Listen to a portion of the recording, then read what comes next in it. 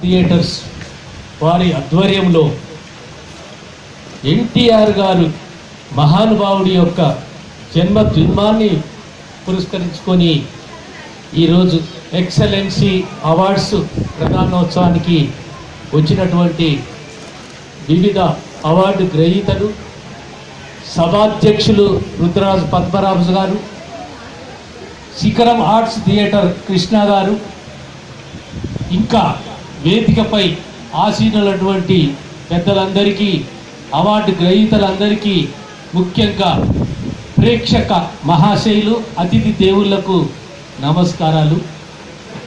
ఎన్టీఆర్ గారి గురించి, ఆ మహానుభావుని గురించి మన పద్మరాజు గారు చాలా అన్ని కోణాల నుండి అన్ని విషయాలు చెప్పటం జరిగింది. నేను చెప్పడానికి ఇంకేం మిగలలేదు, ఆల్మోస్ట్ ఆల్ మిగలలేదు. కానీ ఒక 2 నిమిషాలు ఆ మహానుభావు గురించి గుర్తిస్తూ ఈ ఉపన్యాసం ముగిస్తాను. ఇంతకుముందే పద్మరాజు గారు చెప్తా ఉన్నారు, ఎంతో మంది దేవుళ్ళు ఉన్నారు, కానీ మన మానవులకు ఎవరికి తెలియదు.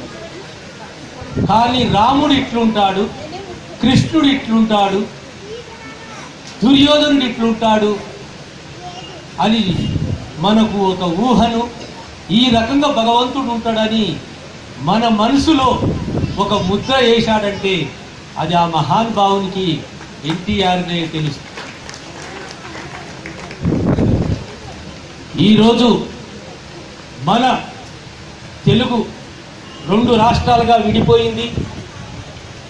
మన పాత సమైక్య ఆంధ్రప్రదేశ్కే ఆ మహానుభావుడు ఒక పార్టీని స్థాపించి 9 నెలల్లో గవర్నమెంట్ను ఫామ్ చేసి 3 సార్లు ముఖ్యమంత్రిగా చేశాడంటే అక్కడే తెలుస్తుంది. ఈరోజు సినీ ఫీల్డ్లో, ఈరోజు కళాకారుల్లో కాంపిటీషన్ ఎంత పెరిగిందంటే, ఈరోజు నిరుద్యోగులకు ఎంత కాంపిటీషన్ ఉందో అంత కాంపిటీషన్ పెరిగింది. అయినా కూడా ఎవరికి కూడా ఇప్పుడున్న రన్నింగ్ హీరోస్కు ఆయన యొక్క వసెస్సు, ఆయన యొక్క టీవీ, ఆయన యొక్క బాడీ లాంగ్వేజెస్, ఆయన యొక్క మహాపురుషుని లక్షణాలు ఎవరికి కూడా లేవని ఈ సభాముఖంగా నేను తెలియజేస్తున్నాను. ఆయన మహానుభావుడు, ఆయన గొప్ప వ్యక్తి అనటానికి నేను నా బాల్యంలో ఒక్క ఉదాహరణ మీ అందరికీ చెప్తాను. మీరు ఇంటా అంటే, నేను బహుశా 1972లోనో 71లోనో చిట్టి చెల్లెలు అనుకుంటా, బ్లాక్ అండ్ వైట్, ఇప్పుడంటే కలర్లు, స్కోపులు, 70mm ఎన్నెన్నో వచ్చినాయి. అప్పుడు బ్లాక్ అండ్ వైట్. ఇప్పుడు ప్రేక్షక దేవుళ్ళు వస్తే ఇంత మంచి కుర్చీలు, ఇన్ని ఫ్యాన్లు, ఇన్ని లైట్లు, ఏసీలు లేవు ఆ రోజుల్లో. నేల ఉండేది మాకు.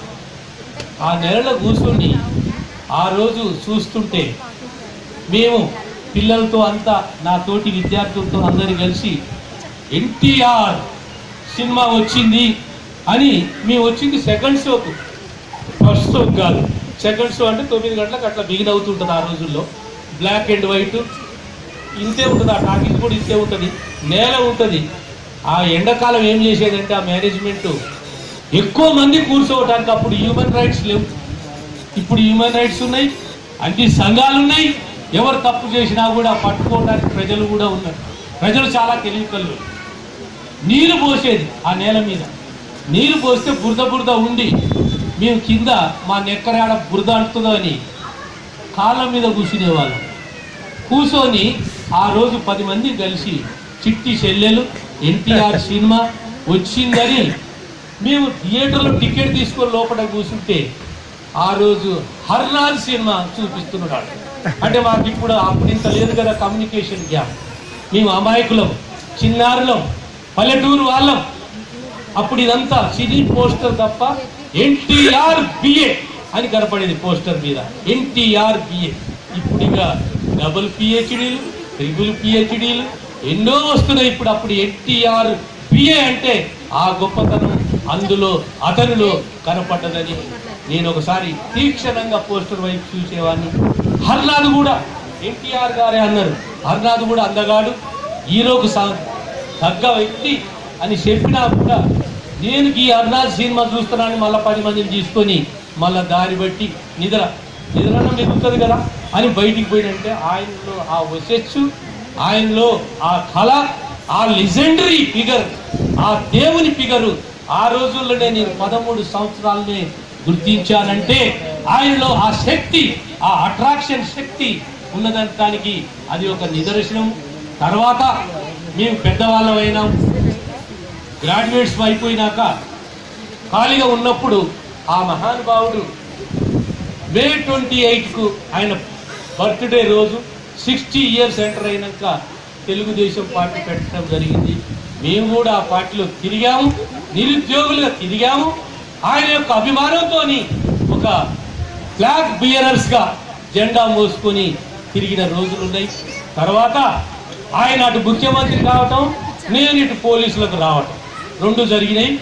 అంతకంటే ముందు ఆయన సినిమాలు నిప్పు లాంటి మనిషి అయితేనేమి, కొండవీటి సింహం అయితేనేమి, పోలీస్ ఆఫీసర్ అంటే ఇట్లా ఉండాలి, పోలీస్ ఆఫీసర్ ఇంత నీతి నిజాయితీగా ఉండాలి, ఇంత ఆనెస్ట్గా ఉండాలి అనేది ఆ డైరెక్టర్లకు, ఆయన యొక్క నటనకు మీరందరి తరపున నేను ఆయన్ని శ్లాఘిస్తున్నాను. ఇంకొక విషయం, ఆ మహానుభావుడు మీ అందరికీ తెలుసో తెలియదో, ఆ మహానుభావుడు ఆ రోజుల్లో ఎస్ఐల టెస్ట్ జరుగుతుంటే 3 సార్లు రిజెక్ట్ అయ్యి వాపసు వచ్చాడు. ఆయనకు ఎస్ఐ చేయాలని చాలా కోరిక ఉందట. సరే, మరి ఆయనకు ఆ విలేజ్లో ఏ ప్రాబ్లం ఉందో ఏముందో సామాజికంగా ఆ రోజు ఆ విలేజ్లో ఏముందో కానీ ఆయన కూడా ఎస్ఐ కావాలని చాలా జిజ్ఞాస ఉండేదట. ఆయన ఇంటర్వ్యూలో కూడా చెప్పేవాడు. 3 సార్లు కూడా రిజెక్ట్ అయ్యి వాపసు వచ్చాడు, చెన్నై పోయాడు. ఆ మహానుభావుడిని చెన్నై ప్రజలే కాకుండా యావత్ తెలుగు ప్రజలు, యావత్ భారతదేశ ప్రజలు ఒక తెలుగు ఆత్మ గౌరవాన్ని ముందుకు తెచ్చిన వ్యక్తి, ఢిల్లీ లెవెల్లో తెలుగు ప్రజలు ఉన్నారని తెలిపిన ఆ మహానుభావుడికి ఆయన జ్ఞాపకార్థం ఈరోజు కృష్ణని, ఈ అంత అవార్డు గ్రహీతలకు కృష్ణని నిజంగా నేను అభినందిస్తున్నాను. ఇలాంటి కార్యక్రమాలు పెద్దలందరూ చాలా మంది చేయూత ఇస్తూ ఎన్నో కార్యక్రమాలు చేయాలని నేను కోరుకుంటూ ఆఖరికి ఒకటి చెప్తున్నాను. ఆయన 3 సార్లు రిజెక్ట్ అయితే నేను ఒక్క అటెంప్ట్కే సెలెక్ట్ అయ్యాను. కాకపోతే ఏమైందంటే పోలీసులు కూడా పుణ్యానికి నౌకరు రాదని చెప్పేవాళ్ళు ఆ రోజుల్లో. కానీ ఈ మహానుభావుడు ముఖ్యమంత్రి అయినందుకు ఏమో కానీ అప్పుడే కాంగ్రెస్ గవర్నమెంట్ పోయి తెలుగుదేశం గవర్నమెంట్ 83 జనవరిలో రావటం జరిగింది. మేము ఆ 83లోనే ఎస్ఐగా సెలెక్ట్ అయ్యాము. ఏదో మాకున్న తెలివితో, మాకున్న ప్రతిభతో, మమ్మల్ని గుర్తించి డిపార్ట్మెంట్ మమ్మల్ని తీసుకునేది ఆయన్నే మేము రోల్ మోడల్గా పెట్టుకొని ఈరోజు సుమారు 33 సంవత్సరాలు నేను పోలీసు ఆఫీసర్గా డ్యూటీని నిర్వర్తించి ఆఖరికి హైదరాబాద్ సిటీలో లాస్ట్ అంకం కంప్లీట్ చేస్తున్నాను. ఈరోజు నాకు ఈ అవకాశం ఇచ్చినటువంటి కృష్ణకు, మన సురేందర్కు, ముఖ్యంగా ఈ ప్రేక్షక దేవుళ్ళు అందరికీ నా తరఫున కృతజ్ఞతలు తెలుసుకుంటూ అలాంటి మహానుభావుని జ్ఞాపకార్థం ఈరోజు నేను పాల్పంచుకున్నందుకు మీ అందరికీ మరొకసారి చేతులెత్తి నమస్కరిస్తూ సెలవు తీసుకుంటున్నాను.